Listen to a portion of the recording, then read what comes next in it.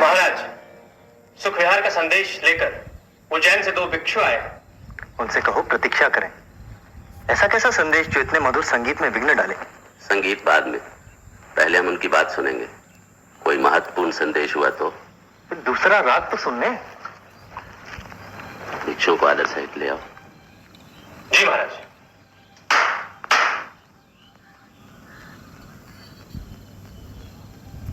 वाह, क्या दृश्य है। सुबह इनके दर्शन हो जाएं तो दिन भर भोजन का दर्शन ना हो। पुण्य आत्माओं को प्रणाम। सुखविहार जी कैसे हैं? क्या संदेश भेजा है? महाराज के लंबे जीवन की कामना के साथ श्रेष्ठी सुखविहार ने संदेश भेजा है कि सांची में विहार का कार्य अब समाप्ति की ओर है। निर्माण संपूर्ण होने पर भिक्षुओं को भोज और वस्त्रादि देने का आयोजन किया है। हमसे क्या अपेक्षा है? यही कि इनके आयोजनों प्रयोजनों में होने वाला व्यय महाराज वहन करें और ये लोग मौज करें। ठीक है ना? नहीं श्रीमान, श्रेष्ठी सुखविहार ने केवल संदेश ही भेजा है, कुछ लेकर आने को नहीं। हाँ, ऐसा महत्वपूर्ण संदेश न मिलता तो राजकाज ही रुक जाता। इसकी बातों पर ध्यान न दीजिए। आपके आने से इसके आनंद की मात्रा अधूरी रह गई है, इसलिए विचलित है। इस अपराध के लिए क्षमा। उज्जैन में क्षेत्रपाल के रूप में संघ ने महाराज को अपना हितैषी पाया था। सम्राट के रूप में भी महाराज के मन में संघ के प्रति ऐसा ही स्नेह भाव होगा, ये मानकर हम यहाँ आए थे। तब तो अवश्य ही तुमने ये पुराना गीत सुना होगा। मदिरा का एक घूंट बहुत करामाती, माँ है के पत्नी कुछ याद नहीं आती। बहुत करामाती, महलों में जीवन भर सुख पाया है जीवन भर। वही महल पत्तों की कुटिया बन जाती।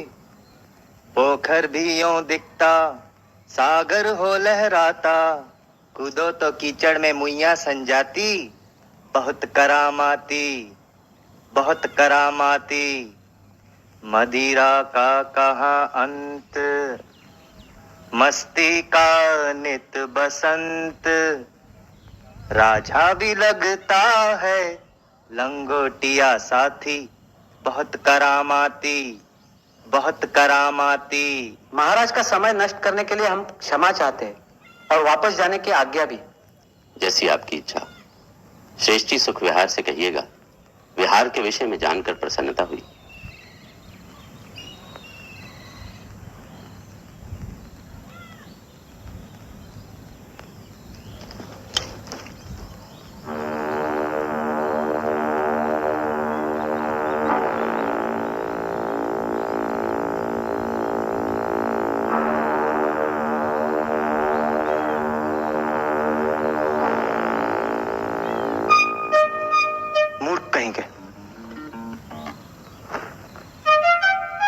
मेरी समझ में ये नहीं आता है कि ये लोग इतने दुखी क्यों रहते हैं। ना काम ना धाम, औरों का खाना औरों का पहनना, और मुंह ऐसा लटकाया हुआ है जैसे कि प्रलय ही आने वाली हो।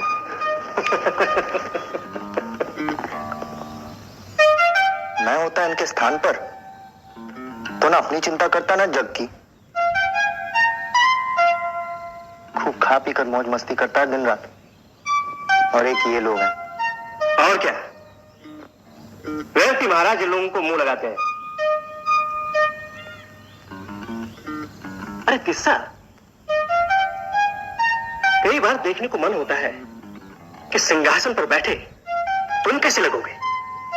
क्यों? कभी महाराज बाहर गए तो शासन तो तुम्हें संभालना होगा ना।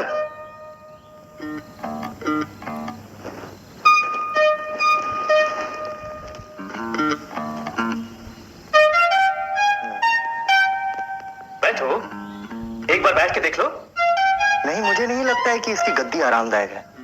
अब बिना बैठे कैसे पता चलेगा। एक बार बैठ जाओ।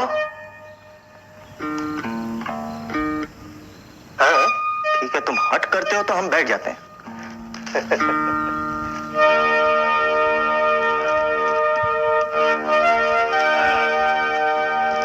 कैसा लग रहा है? मेरा अनुमान सही था। कोई विशेष आरामदायक नहीं है।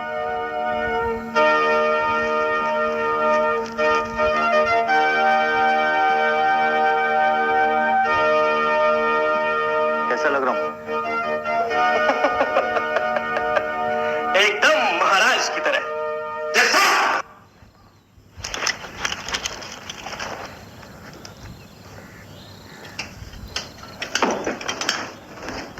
तुम यहां राज सिंहासन पर? जी भैया, वो तो तुम्हारे मन की गहराई में दबी हुई सम्राट बनने की भावना सतह पर आ ही गई। मुझे पहले से ही संदेह था, अब तो इसका प्रमाण भी मिल गया है। ये आप क्या कह रहे हैं भैया? मैंने तो राधागुप्त के कहने पर। राधागुप्त? जी महाराज। किस्सा क्या कह रहा है? महाराज आप ही सोचिए, मैं कैसे कह सकता हूं? सुना किस्सा? राज सिंहासन का अपमान राजद्रोह से कम नहीं, तुम्हें मृत्यु दंड मिलेगा। अरे दया करो भैया, दया करो भैया। ये राधागुप्त झूठ बोल रहा है। इन्होंने ही मुझे उकसाया था कि तुम्हें सम्राट बनना चाहिए। धिक्कार है तुम पर। तुम पर विश्वास किया, तुम्हें अपना समझा, मूर्खता थी मेरी। अच्छा हुआ तुम्हारे षड्यंत्र की पोल जल्दी ही खुल गई। राधागुप्त। जी महाराज। किस्सा को सूली पर लटकाने का प्रबंध किया जाए। दया करो भैया, भैया दया करो। महाराज किस्सा आपका भाई है, नादान है, भूल हुई। इतना कठोर दंड न दीजिए महाराज, दया कीजिए। एक राजद्रोही को दया की अपेक्षा नहीं, इसे मृत्यु दंड ही मिलेगा। नहीं भैया, नहीं नहीं। महाराज देश निकाला दीजिए। नहीं, इसे मरना ही होगा। महाराज, महाराज एक बार फिर से विचार कीजिए। ठीक है, मैं सम्राट बनने की इसकी इच्छा पूरी करता हूं। उठो!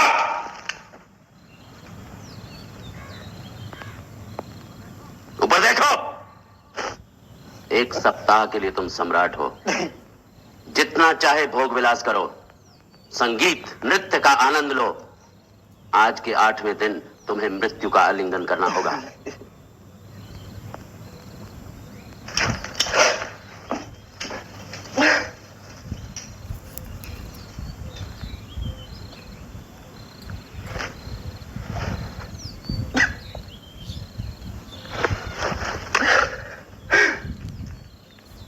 अरे लोग तो एक दिन का सम्राट बनने के लिए हंसते हंसते अपनी जान देते हैं। तुम्हारा सौभाग्य है, इस सप्ताह तुम्हारी सारी इच्छाएं पूरी की जाएंगी। बधाई हो।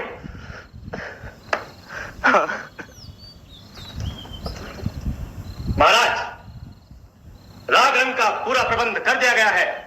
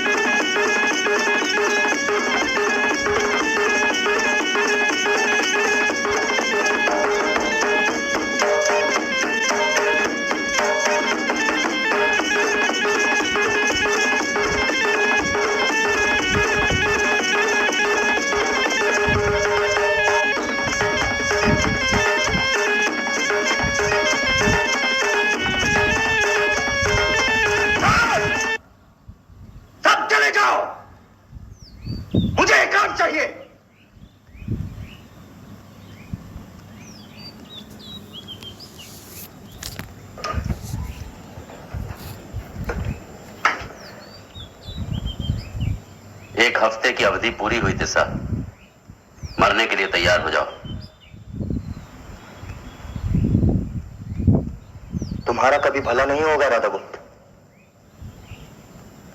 मूर्ख था मैं जो तुम्हारी बातों में आ गया। पूरे सप्ताह एक पल के लिए भी नहीं सो पाया, एक भी चैन की सांस नहीं मिली। क्यों? तुम्हारी सेवा में तो राज्य के सर्वश्रेष्ठ नर्तक और गायक थे। नर्तक नृत्य करके और गायक गाकर चले गए। कुछ देखा न सुना। हर पल मृत्यु के विषय में सोच सोच मरता रहा। महाराज, शिक्षा मिल गई है।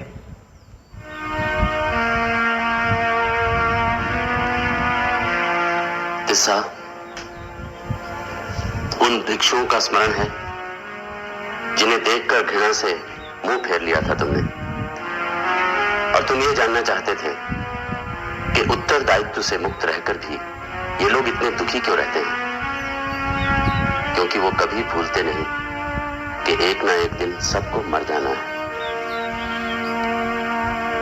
सांसारिक भोग विलास मिथ्या है, परोपकार ही जीवन है। मैं यही शिक्षा तुम्हें देना चाहता था जो तुम्हें मिल गई है। तुम स्वतंत्र हो। तो मुझे मरना नहीं होगा।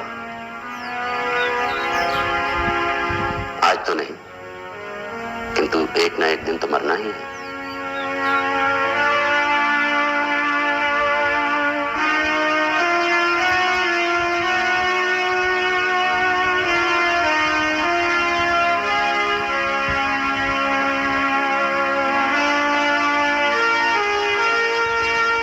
एक ना एक दिन तो मर जाना ही होगा।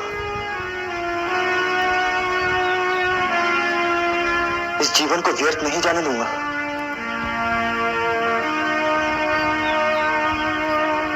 कुछ करना ही होगा। तुम तो गंभीर हो गए। मुझे जाना है। कहां जाओगे?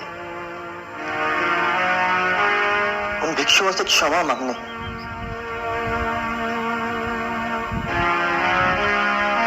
स्वयं भिक्षु बनने।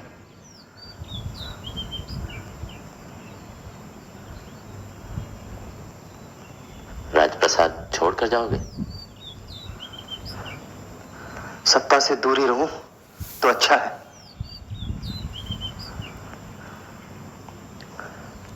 पता नहीं, मन में खोट आ सकती है। कैसी बातें करते हो तिस्सा? मुझे तुम पर पूरा विश्वास है। किंतु मुझे स्वयं पर विश्वास नहीं। मन की दुर्बलता ठग सकती है।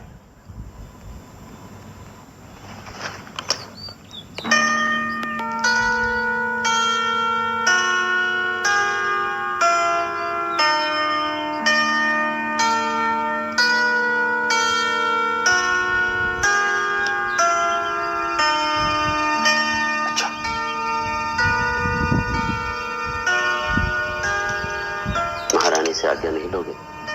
उन्हें मेरा प्रणाम कहिएगा और उन्हें कहिएगा कि मैं अपने मन से गया, मन की मुक्ति के लिए। जाने की ठान ली है तो जाओ तिस्सा। जब चाहो वापस आ जाना। राजप्रसाद और हमारे मन के द्वार सदा तुम्हारे लिए खुले रहेंगे।